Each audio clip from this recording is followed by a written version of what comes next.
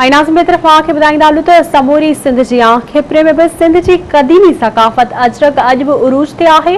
अजरक सिंध में आए मेहमानन के आदरबाद तौर पिण ओढ़ाई वेंदी आहे। रिपोर्ट करे रहियो आहे असद शाह। टोपी अजरक पट्टी तो बुहारी, टोपी अजरक पट्टी तो बुहारी, आहे असांजी सुञाणप याद सोहणा माण्हू जब हज़ार सिंधी माण्हू पद ग़लत। समूरी सिंध जी खिपरो में भी सिंध की क़दीमी सकाफ़त अजरक अॼु भी अरूज ते आहे। अजरक सिंध की क़दीमी सकाफ़त हुअण सां गॾोगॾु ख़ुशियुनि तोड़े ग़मिन में भी इस्तेमाल कई वेंदी आहे। अजरक सिंध में आए मेहमान के आदर भाव तौर पिण ओढ़ाई वेंदी आहे। अजरक जा केतरा ही क़िस्म थियनि था।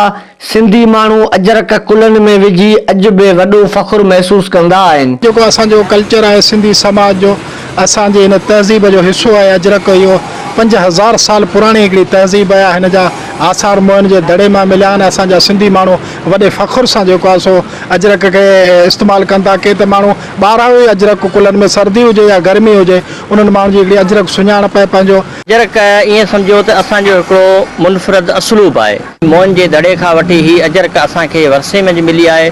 5000 साल हिन जी पुराणी जेका आहे हिकिड़ी तहज़ीब आहे। पोइ असांजो आहे जॾहिं ॿारहाड़ियुनि में घोट थींदा आहिनि, शादियूं थींदियूं आहिनि, तॾहिं बि हुनखे न रुगो घोट जे कुलनि में अजरक जो तोहफ़ो विधो वेंदो आहे, पर उन सां गॾोगॾु जेके ॼाणी आहिनि उन्हनि खे बि अजरक कुलनि में पाराई वेंदी आहे। अजरक विकिरो कंदड़ दुकानदारनि आवाज़ टीवी न्यूज़ सां ॻाल्हाईंदे चयो त असांजे ॾींहों ॾींहुं जेको अजरक जे विकिरे में वाध अचे पई ऐं काफ़ी माण्हू अचनि था, अजरकूं वठनि था। अजरकूं साईं तक़रीबन डेली असांजे 40-50 जेके पीस आहिनि हल्के में निकिरनि था। 15-20 पीस जेके आहिनि उहे सुठे वारा निकिरनि था। असां वटि सालाना सेल थी वेंदी तक़रीबन 2 खां 2.5 लख रुपए जी।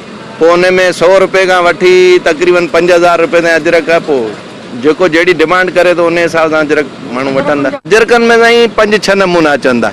ज़रूरत इन ॻाल्हि जी आहे त अजरक जो हुनुर रखंदड़ कारीगरनि जी वारसी कई वञे, जीअं सिंध जी सकाफ़त हमेशा उजागर रही सघे। कैमरामैन सज्जाद शरफ सां गॾु असद शाह, आवाज़ टीवी न्यूज़, खिपरो। टोपी अजरक पट्टी तो बुहारी, टोपी